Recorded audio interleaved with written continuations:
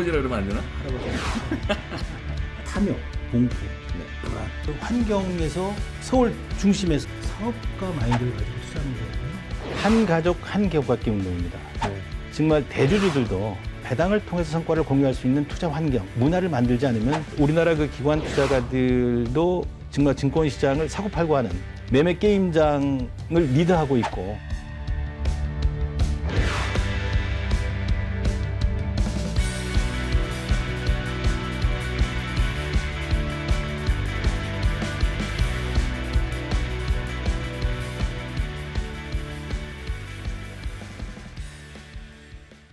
시청자 여러분 안녕하십니까? 이슈앤피플 장용수입니다. 올해도 벌써 4분의 3이 훌쩍 지났습니다. 이제 1분기도 채 남지 않았는데요. 올해 주식시장을 이 시점에서 돌이켜보면 참 변동성이 큰 장세였습니다. 바로 코로나19 발발 때문이었는데요.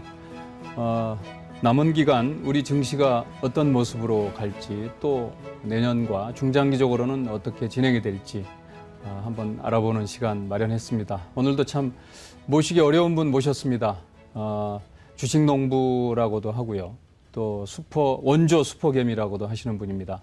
스마트인컴 박용옥 회장 모셨습니다. 어서 오십시오. 네, 안녕하십니까. 네. 반갑습니다. 회장님, 예, 반갑습니다. 상당히 여러모로 바쁘신 분으로 알고 있는데 이렇게 저희 매일경제TV 시청자들을 위해서 시간 내주셔서 감사하고요. 네, 초대해 주셔서 감사합니다. 네, 좋은 말씀 부탁드리겠습니다. 네. 회장님 커리어를 보면 어느 누구보다도 못지않는 그 주식 전문가이신데 네. 원조 타이틀이 있긴 하지만 슈퍼개미라는 타이틀 별로 이렇게 좋은 것 같지는 않은데 어떠세요? 예, 저는 뭐 슈퍼겜이라는 얘기는 정말 네. 싫어합니다. 네, 왜냐하면 뭐 슈퍼겜이라는 얘기는 증권시장에서 정말 운이 좋아서 이렇게 돈을 번 사람이라는 인식이 좀 강하지 않습니까? 그래서 저는 뭐 슈퍼개미가 아니라 네, 뭐 우리 삶이 지속되는 한 뭐 이렇게 우리가 먹고 마시고 즐기면서 살아야 되는데, 이제 그런 어떤 그 재화나 서비스를 제공해주는 기업에 경기에 호불호 관계없이 지속적으로 이렇게 투자를 해주는 네, 그 주식 농부다라는 이제 그 얘기를 아마 그 타이틀이 2006년도 네. 7월 달에 매일경제의 그 최소한 그 기자하고 예. 인터뷰를 해서 네, 그때 그 슈퍼개미가 아니라 주식 농부죠라는 이제 큰 아. 리더로 이렇게 그 타이틀이 나가 이후부터 자의반 또 타의반 이제 주식 농부의 삶을 지금까지 살아오고 있습니다. 네. 올해 주식시장, 예. 예? 올해 주식시장 동학개미가 뭐 활발하게 활동한 올해 주식시장을 예. 돌이켜 보신다면 예. 어떻게 평가를 하실 수 있겠습니까? 저는 굉장히 그 고무적인 사건이라고 봅니다. 예. 우리나라는 이제 그동안에 그 정말 이렇게 새마을 운동을 통해서 우리나라가 이렇게 산업화되고 근대화됐지 않습니까? 네. 그런데 지금 이제 최근에 우리는 이제 동학개미 운동에 대해서 뭐 여러 사람들이 이제 기대 반 우려 반 섞인 그 시점으로 이렇게 바라보는데, 저 같은 경우는 이 동학개미 운동도 정말 새마을 운동이나 금무기 운동에 버금가는 네. 아주 그 저는 역사적인 하나 사건이 될 거라고 봅니다. 네. 왜냐하면은 제가 지금 거의 한 30년 이상 이 자본시장과 함께 하면서 우리나라는 정말 크게 갈목할 만한 성장을 해왔습니다. 해왔는데 우리나라 사람들이 우리나라 기업에 그 많이 투자가 돼 있지 않습니다.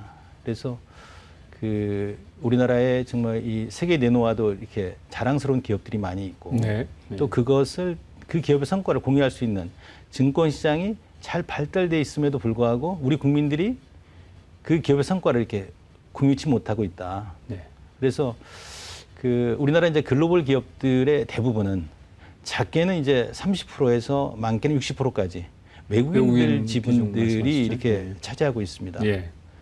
그리고 이제 외국인 지분에다가 그 기업인들, 대주주들 지분까지 포함하고 연기금까지 포함하면은 우리나라 국민들은 뭐 삼성전자도 마찬가지고 현대차도 그렇고 LG화학이나 뭐 네이버, 카카오 이런 기업들 보면은 10% 내외로 투자가 돼 있거든요. 그래서 이런 현상을 놓고 볼 때 정말 대한민국의 대표적인 투자자의 한 사람으로서 아니면 또 뭐 국민의 한 사람으로서 상당히 또 안타까웠는데 아니면은 자본시장을 잘 이해하는 사람의 예. 한 사람으로서 이 한 나라의 경제 지표인 증권시장 지표가 좋아져도 예. 우리 기업에 투자돼 있지 않은 우리 국민들은 가난하게 살 수밖에 없습니다. 그래서 예. 제가 뭐 책도 쓰고 뭐 강연도 예. 하고 칼럼도 쓰고 이렇게 나와서 예. 투자를 이제 권유하는 이렇게 방송도 좀 하고 예. 있습니다. 그런데 이제 우리의 어떤 그 기성 세대들은 주식시장에 대한 어떤 그 좋지 않는 경험치를 가지고 있습니다. 야, 주식에서는 절대 안 된다. 주식하면은 정말 패가망신한다. 어디 가서 주자도 못 꺼내는데 요즘은 뭐 이제 어딜 가더라도 정말 이 주식 투자가 화두가 되고 있지 않습니까? 그러니까 이 동학개미 그러니까 올해 이전에는 뭐 개인 투자는 무조건 필패다 뭐 이런 얘기들이 뭐 일반적인 뭐 얘기였는데 예, 이 그래서 상황이 이제 많이 바뀐 저는 것 같습니다. 이제 그 주식 투자는 단순히 이렇게 사고팔고하는 어떤 그 머니 게임이 아니라 그 기업에 이렇게 투자해서 시간에 투자해서 기업의 성과를 공유하는 행위다. 예. 이런 얘기들을 이렇게 해오고 있거든요. 그런데 이제 그런 부분들이 그동안은 좀 잘 맥히지 않았는데 요즘은 이제 동학개미들은 그래도 그나마 이제 NZ세대라고 해서 네. 그 글로벌 교육을 받고 네. 그리고 또 뭐 스마트폰 통해서 지식과 정보를 공유할 수 있는 신세대라고 얘기를 하지 않습니까? 네. 그리고 이제 이 사람들은 그 교육 수준이 높기 때문에 자본시장의 구조 틀 환경을 이해할 수 있는 사람들이다. 그래서 이 사람들이 지속적으로 이 증권시장에 들어와서 기업의 성과를 공유할 수 있는 예. 그 이렇게 리드를 해주는 게 중요하다. 저는 이제 우리 사장님하고 오늘 인터뷰하면서 매일경제TV가 그런 쪽에 좀 네. 앞장을 서줬으면 하는 그 부탁을 드리고 싶습니다. 같이 회장님하고 같이 그런 역할을 하도록 저희도 노력을 하겠습니다. 우리가 이제 전문 용어로 직접 금융시장, 간접 금융시장 그러는데 네. 주식시장은 이제 직접 금융시장이잖아요. 그 예. 얘기는 하여튼 개인을 비롯해서 이렇게 투자자들이 주식시장에 참여해서 그게 생산적인 자금으로 기업으로 흘러 들어가서 기업이 성장하고 예. 뭐 그런 건데 그러려면은 이제 뭐 사람마다 이제 뭐 관점이나 능력에 따라서 다르지만은 직접 투자도 하지만 또 그런 부분이 안 되면 우리나라 같은 경우는 이제 간접 투자 시장 하면 이제 기관들이 그 일반 투자가를 대신해서 대응을 네. 해줘야 되는데 네. 그 시장 자체가 우리나라는 굉장히 낮습니다. 최근에 더 위축된 것 같아요. 예, 예. 몇 가지 그래서 사건도 있고 해서. 제 입장에서 보면은 굉장히 좀 안타까움이 있습니다. 저도 이제 펀드 매니저를 해봤는데 그 우리나라 그 기관 투자가들도 정말 증권 시장을 사고팔고 하는 그 매매 게임장을 리드하고 있고 우리 투자자들도 뭐 거의 사고팔고 하는 그런 그 매매 게임장으로 이렇게 증권 시장이 흘러가다 보면은 정말 그 개인, 가게도, 기업도, 국가도 우리 사회도 도움이 안 되는 거거든요. 그래서 제가 이런 원인이 과연 뭐가 있을까? 다양한 원인이 있지만은 가장 큰 게 저는 이제 우리나라 그 국민연금이 한 130조 정도 우리나라 기업에 투자하는 가장 큰 그 펀드입니다. 네. 그런데 이제 2008년도 이후에 우리나라 그 연기금이 지수를 추종하는 인덱스 펀드 중심으로 그 평가 방식을 이렇게 바꾸다 보니까 그걸 이제 위탁받아서 운용하는 자산 운용사들이 단기적인 매매에 국한할 수밖에 없거든요. 그래서 그게 제가 가장 큰 이유군요. 예, 저는 그렇다고 봅니다. 그래서 제가 이제 이 방송을 통해서 네. 국민연금 이제 관계자들이나 아니면 정책 입안자들에게 드리고 싶은 얘기는 적어도 그 평가 기준을 뭐 6개월 내지 1년이 아니라 정말 3, 4년, 4, 5년 아니면 10년을 보고 장기적으로 이렇게 평가를 해주는 기준을 가져야만이 또 그걸 운용하는 펀드 매니저들도 좋은 철학을 가지고 그걸 실현할 수가 있다라고 보는 거거든요.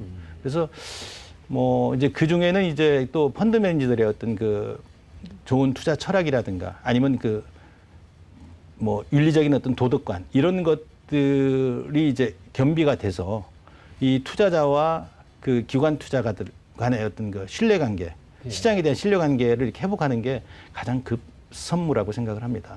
우리 주식시장이 지금 저평가돼 있다고 보시는 거잖아요. 그럼요. 예.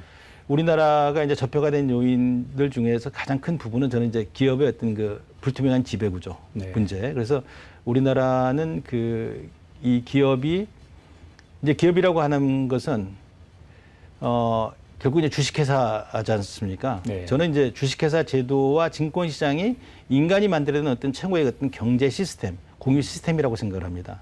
네. 그런데 이제 제가 이제 말씀드린 건 이제 모두의 기업 지배구조 문제라고 하는 것은 이 기업이라고 하는 그 주식회사 제도는 이 일반 주주가 있고 또 지배주주가 있습니다. 네. 그런데 이제 우리나라의 그 기업은 그동안에 우리가 이제 압축 성장을 해오면서 그 지배주 중심으로 이끌어져 왔습니다. 소위 그 지배주주의 횡포를 지금 말씀하시는 네, 거죠. 뭐 그래서 예. 지배주주가 사실은 이제 뭐 기업을 뭐 자본 거래를 통해서 그 자본 거래라든가 합병이라든가 분할 아니면 상장 폐지를 통해서 네. 그 자기의 어떤 그 사익을 편취하는 수단으로 이용을 해왔고 자사주 매입 자사주 매입도 예, 마찬가지고요. 예, 예. 그리고 또 이 수익 거래 이 기업의 어떤 그 n분의 1로 예. 다 이렇게 그 기업의 성과를 공유해야 되는데 지배주 중심으로 이렇게 뭐 운용을 해왔죠. 어떻게 보면은 이제 어떤 사람들은 심지어는 이제 대주주들이 지배주들이 일반 주주의 부를 이렇게 뭐 갈취해가는 이런 상황에 대해서 네. 모르고 사는 게 네.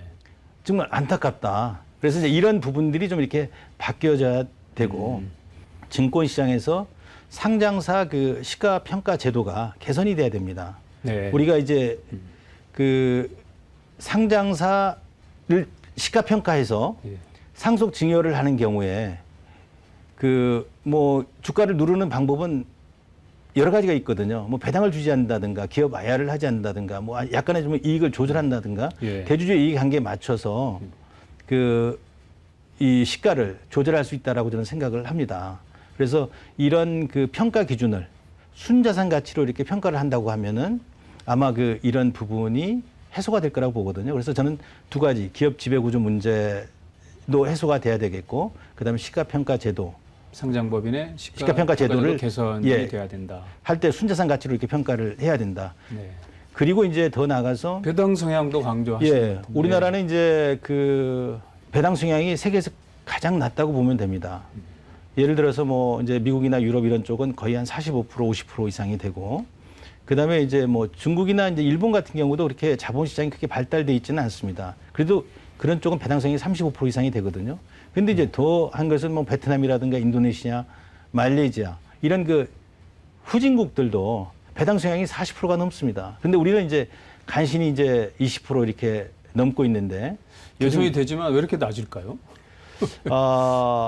그 뭐 미국이나 이런 선진국들은 그 지분 구조가 그 분류가 분산이 돼 있어 네. 경영인들이 그 회사 가치를 이제 주가 가치로 이렇게 평가를 하고 그다음에 이익이 난 거에 대해서 50%를 이렇게 배당을 통해서 성과를 공유를 이렇게 하는데 우리나라는 이제 소유와 경영이 분리가 돼 있지 않습니다.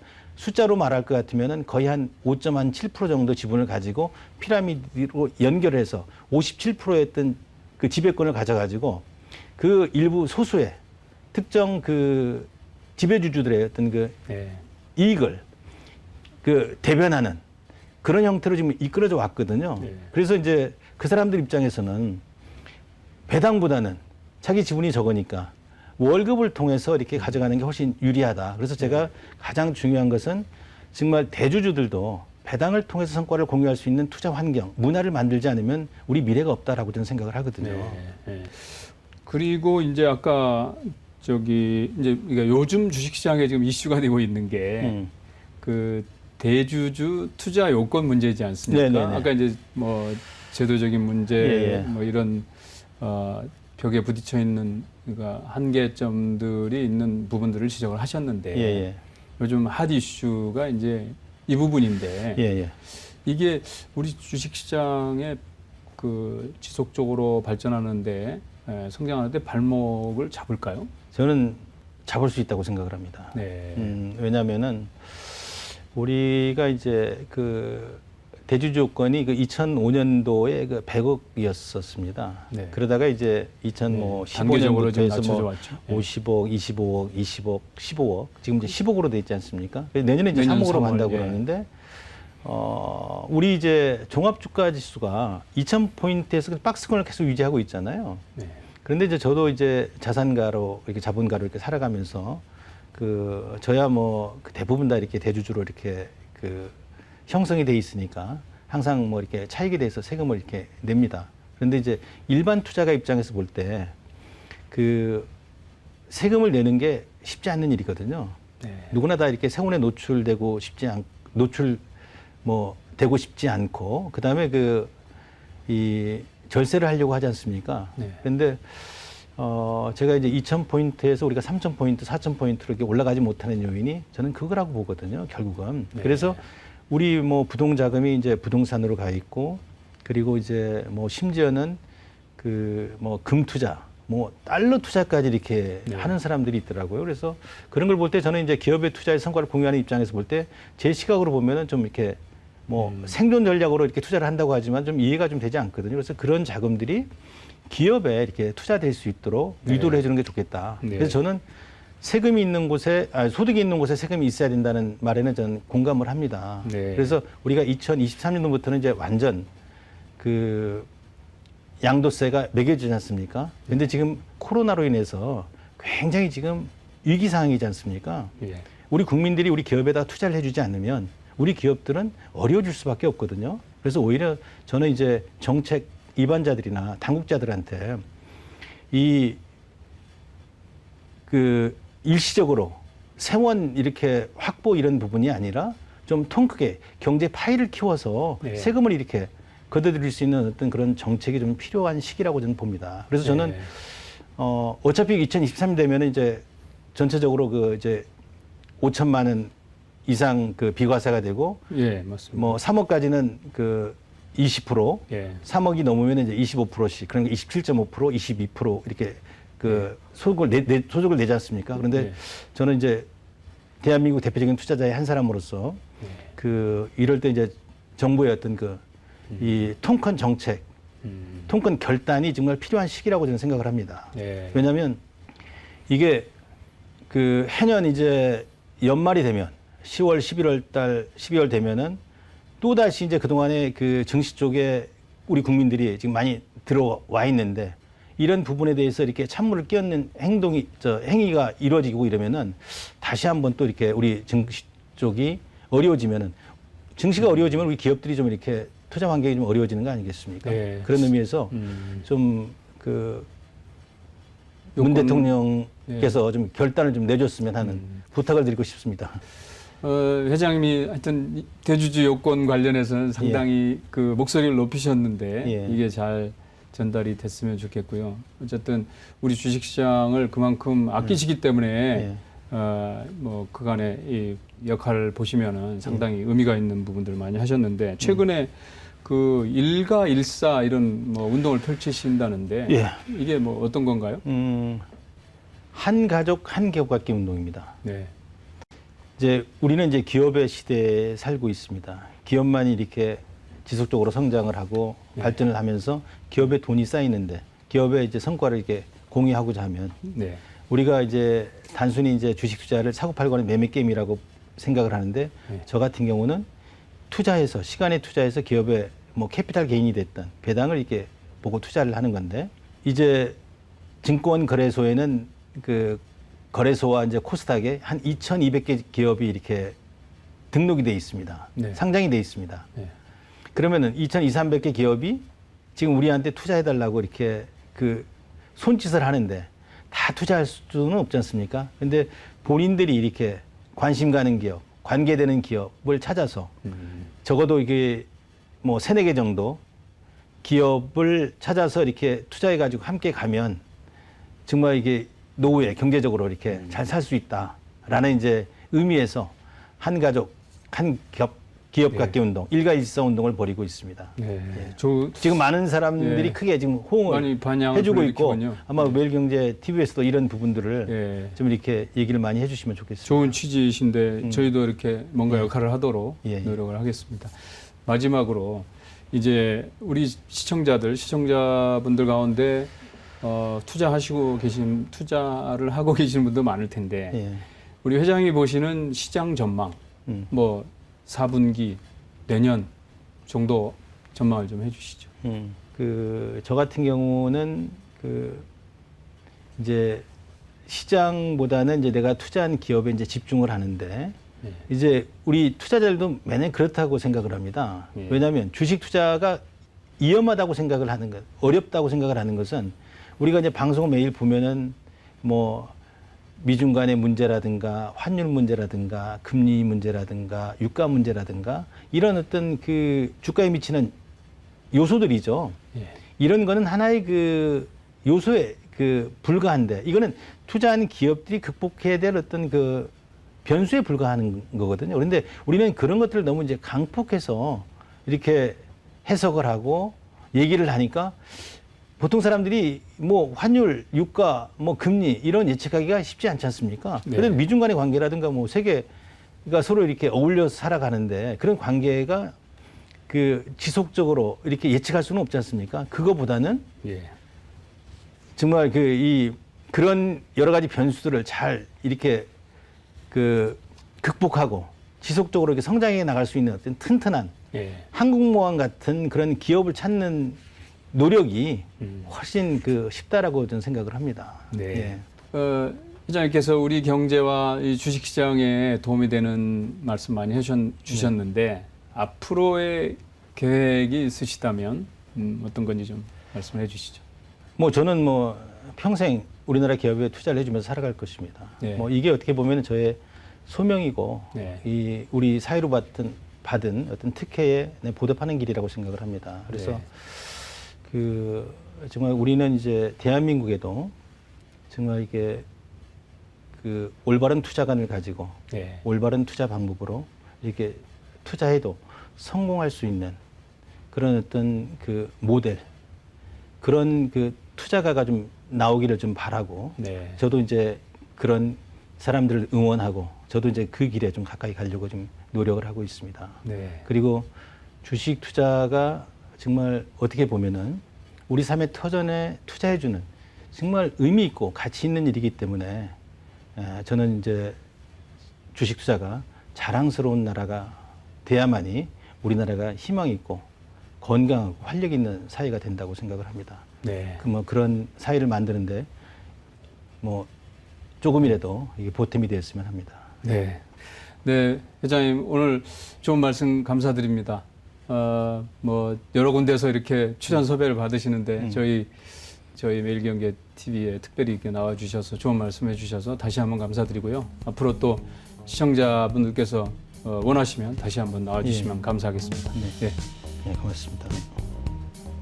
네, 주식농부 박용옥 회장께서 오늘 좋은 말씀, 피가 되고 살이 되는 말씀 해주셨습니다. 시청자 여러분께서도 박 회장님의 좋은 말씀 참고하셔서 투자에 또 우리 경제를 보는 시각을 새롭게 가지셨으면 좋겠습니다.